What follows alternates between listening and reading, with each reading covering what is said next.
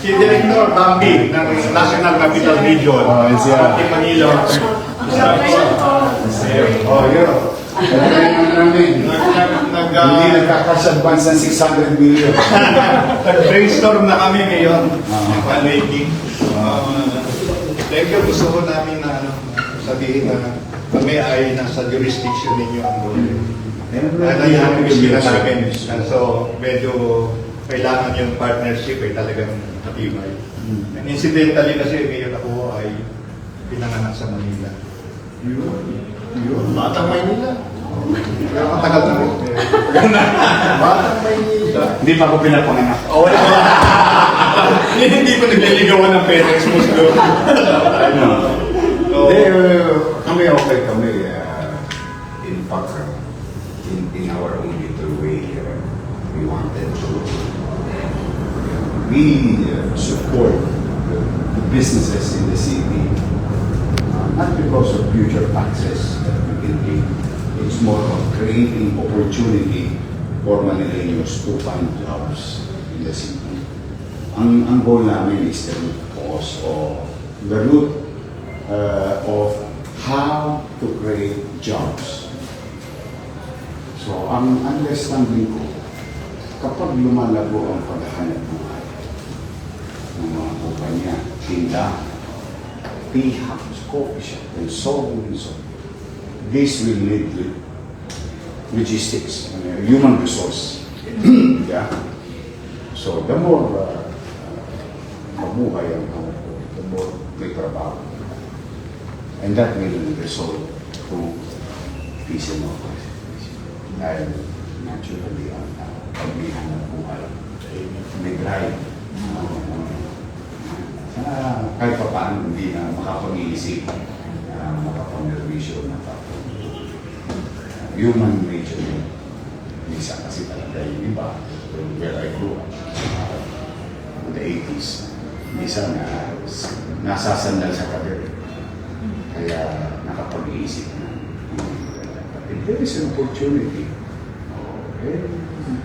katahimik ang bayan. Kaya even our, I don't know if you heard about our lolo, yung mga favorite ko, mga senior citizen. Those who are inborn, people can now be accepted by Punchin at 4 hours each. Productive, tas may economic and giving value and still importance to our areas. Yes, marami nag-ano ngayon ulit. Nirevive ko kasi ulit yung jobs for senior. Excited kami. Pinag-uusapan ko ulit yung McDonald's. May partnership kami sa McDonald's. Mayor, na actually kasama yan yung crush mo, yung senior, yung siyempre yung kanilang trabaho, hindi kagaya ng physically. At sabi ko na sa pitching, wala. Nagkasalubong, Mayor. Mesbo, gano'n lang. Isang nag-aalalay. In fact, yung isang programa namin na very useful sa yung temporary employment namin, yung tupad, dati nagre-reklamo sila, bakit daw sila deprived, hindi sila pwede. Sabi namin, sige, consider namin kayo, pero we should make sure na kayo ay physically fit. Dahil kung may mangyari sa inyo, kami yung pananagutan yan. Kaya yung ating programa na yun, Mayor, meron nga yung coverage ng insurance eh. So gusto namin i-expand at sabi ko, nakakatulong tayo, pero dapat maibigay natin sa lagang nangangailangan. In fact, bago ko makalimutan niyo, gusto lang kitang i-comment.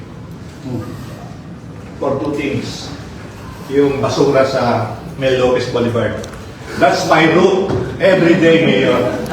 Kabundok lagi. Walang araw na nagdaan ako doon. Magbuhat na bumalik ako dito sa Dole, Mayor. Nadadaanan ko siya. Bakit kaya ganun? Bakit ganito? Tapos ngayon, just in 1 week's time, limas. No? Sabi ko, I pray tuloy-tuloy ito kasi maganda. Tuloy-tuloy yun. We guarantee our people and those who pass by, comes in now of the city, that what they have experienced in the past will never happen again. We're really trying to move ahead with the limited resources that was left to us. But yung next goal na namin doon is yung mga kababayan natin na may junk shop, pinakikisuyuan na namin. Kaysa naman mapigil yung hanap buhay nila. Magkusa silang disiplina. Hindi na pwede yung nakapalagbagan lahat kasi yung the broken window concept yung ina-apply ko sa Manila. Simple fix. When you fix something or somewhere, a space, nobody wanted to mess it up. But when there is mess, it invites a mess also. Kasi pag may nagtapo na isa, kagaya, pwede pala. Kaya yung mga kasama kong basurero, noong 2 weeks ago, I think, inabot ko sila ng alas 11 ng gabi. Pinuntahan ko sila, sabi ko, simula ngayon, okay yan. Kinukuha niyo yung basura sa community for a fee. Kasi may hanap buhay na ganyan, sekretary. Kaya, ang problema dyan. Ang problema ko, nasa karton nyo na, nasa sidecar nyo na, walang maglalatag hanggat walang trapa. Kasi nagdo-double handling ako. Pag inilagay nila sa lupa, kukunin ko naman. Tapos nilinisin ko ulit. Bakit? Yung anggo. Mag-iiwan ng ano yung nagkatas yung seepage. And that will create, nakaiinis sa komunidad na amoy. Sabi ko, ngayon, nagtino, ano sila, nakapila sila. Kasi I assure them naman, while I ask something from the people, I assure them with guarantee yung traffic. So, pag bukang liwayway, walang makikita ang tao. Lahat ng operation ng malalaking concerned area, dapat sa gabi. Ngayon, katulad sa Divisoria, hindi ko sinasara yung gulay. Kasi pag titingnan ninyo, lahat ng kinakain halos sa mga palengke sa metro, malaking porsyento niya, tangan-tangan ng Manila sa gabi. Yes. Polio, sitaw, pechay, kalamansi, and so on. Meaning, lahat ng produkto sa Northern Luzon, Central Luzon, some portion of Southern Luzon will go to Recto. That's the distribution hub of our agriculture. That is one way of supporting our farmers in the provinces. But the challenge is, if you do not put government on it, ano yan? Nagbalat, nagkaskas ng sayote, dyan lahat yan. So sa araw, linis kami linis, papasok na yung empleyado, naghahakot pa kami ng basura. Noong first term ko, kailangan nakasako. Para dampot pukul sa lugar na kami. Sinunod nila. Nung nawala ako, libre zona na naman. Kaya ito na nga, binalik ko. We penalize them by not allowing them to sell. If you violate the simple rules. Tapos, nag-innovate kami. Dati, titira lang kami alas 4. Ngayon, may truck ng alas 9 ng gabi. May truck ng alas 2. At yung panghuli, yung pating pangwakas, alas 4. Kaya alas 6, alas 7 pa lang ng umaga, na-flashing na lahat yung recto. Parang yung natulog, parang wala lang nangyari. Umuwi siya, walang obstruction, walang basura. Paalis siya ulit, walang obstruction. Pero may nangyari ka doon. May naganap na economic movement, look to may benta, and so on. Those are the things that it's a daily thing. Kaya, Sir, huwag kang mag-alala. Yung arte na yan, kapulong, nasa peripheral lang nila. At itong Subel, ang problema ko dito sa Subel, nasa boundary ako ng Makati. Yung portion na may junk shop, Makati. Pero yung pader nila, na binutas ng junk shop, na nakabalagbag yung mga gamit nila, Manila. Darating ang oras, pag hindi sila nagtinod, binibigyan ko ng panahon, puro diplomasya. Pagka nagkaganon, wala na akong magawa kundi to protect the interest of the general population. Gagawin kong donation lahat yun.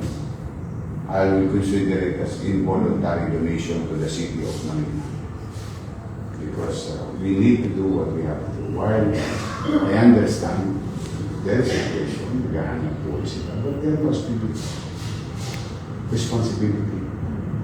Ang tao dapat may responsibilidad sa kanyang sarili, sa pamayanan, at sa bansa. Democracy is not free. Tama It has responsibility.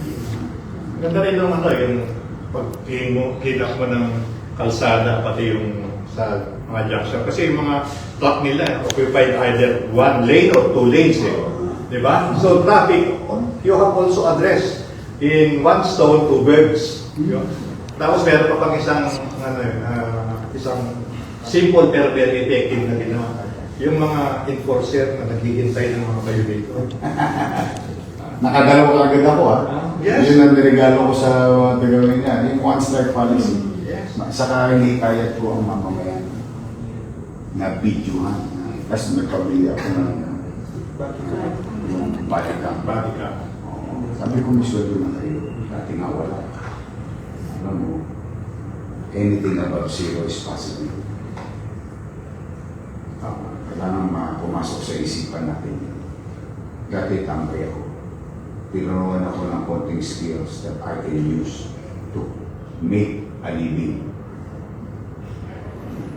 Kaya ako, doon na kayo pumunta sa tamang mindset. Kaya nadali namin dalawa, mabuti isang medicine, akong nagtotolgi.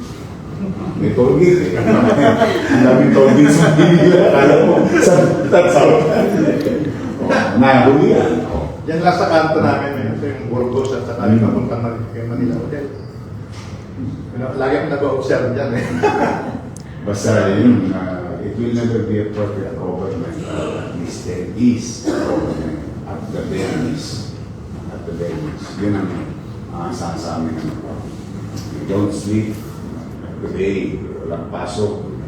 Isang linggo na walang pasok, gobyerno, no? Except Manila. Like, we always try to reward. We don't want to speak it. And now we were correct. We were correct in assessing the cause of flooding is non-dissipation. Haharap sila eh. Blocker. Ngayon, napatunayan na rin. Nabarado yung mga tingin ko mapapagalitan sila ni Presidente. Kasi PLC lang eh. Ang mura pa ng gastos ng PLC. Regular yun eh. Kami, ahead of time, just imagine yung nakita mong basura na bundok sa atin. Tapos hindi namin nakuha. It's gonna be everywhere. Floating around. Pero kasi mo may ilan, pero wala yan. Talagang ano na lang kami, mura at saka buhangin ang problema. But we were proven correct in our assessment because they saw it already ng iba't ibang ahensya ng pamahalaan. And then, I hope that some of those pinagawa, ito masakit eh, pinagawa ni Presidente, binigyan sila ng pera to implement the flood control. They implemented it, but it's not functioning. And they took it sitting down. It's there, not in project. Brand new, non-operational, unusable, because there is the effect. Ito maloko. Say, mauuhulog ka sa bako. Ito yung pinakamaloko. Lahat gumagana, okay na. Power up. Ikukunik na lang sa meron. Kasi ito naman. Ano sila, kinikipit balikat nila yung pasilyo. Alam mo, nung kakailanganin natin, hindi nakaduktong yung kuryente. Naka-generator sa Rojas Boulevard. Did you know that yung mga pumping station natin dyan, yung iba generator pa ginagamit. Naawa na ako sa, sa MMDA. In fairness, sa MMDA, lahat ng tangan-tangan nilang pumping station, gumagana. Yung ayaw nilang sapuhin, yung hindi gumagana. Siyempre nga naman pagka, but yung turnover sa amin, non-functioning, non-unusable. mga politiko kasi ng pagawa niyo. Whether they deny it or not, it's the politicians who, pagawa mo to, pagawa mo yan, pagawa mo to. Ayun ang nangyari yan. But I hope they learn their lesson. Kami naman, not to point fingers to any John Doe and Mary. That includes agency. Ano ba ang kaya natin gawin? Higupin yun. Tirahin natin ang tirahin. Best effort to cushion the impact of a flood. No? Yun ang kaya natin. No? Gawin mo pala. Kaya isang linggo kami sa kalsada. Sarap yung yung kanal eh. Matuloy nilang sa amin. Maalat-alat eh. Alam na sa ako. Because I enjoy my people. Whether in the evening, in the morning. Lead by example, Mayor. That's very, very basic but very important principle. Masakit lang sa katawan. Para kang nagmamicro-management. Pero sa totoo, we just wanted to make them feel that in wee hours, may gobyerno. Very proud ako sa mga siyempre nakatulong din namin dito. It's MMK ito. Nung naikayat na namin sila. Tingnan na natin. Kasi yun yung kung ako lang sa bahay na protect, pag pinag-report kayo lahat, wala kayong report. Tomorrow, we are fired. We are in chaos and government is nowhere to be found. We're going to be fired. That's the purpose of government. In chaos, in calamity, need, all these things. The presence of problem must be there. Siguro, ito, tingnan natin pa. Manonood ako sa mga, invited ako ng presidente. Magandang mapanood ko. It's not because we wanted to point fingers. You have to be responsible to the position. You were there as an alter ego of the president. Like you, Mr. Secretary. Your act is the act of the president. When you help people in crisis to support their economic needs through work and opportunity, you're doing it as if you're the president. And you're doing it for the people. That's how it is. That's the basic of governance. Wala namang ibang purpose. As simple as that. Exactly. Masarami, tulong kami sa inyo. Masisipag yung mga ataps mo dyan. Sa dole. Lagi nakakasama naman. Sabi ko nga kay Hero kay Hero, purpose namin talaga magbigay ng suporta kasi partnership with local government has always been the key to be able to deliver services. Of course, meron din kami mga hindi magandang experience sa ibang areas. Yun nabanggit mo na, inuuna yung political pero kita naman namin, marami naman na. Kagaya nga dito sa Manila, sabi ko sa kanya, yung mga programa namin, you can have the access. Tutulungan at kaya sabi ko kay Ate, sumama ka sa akin para direkta ang usapan ninyo.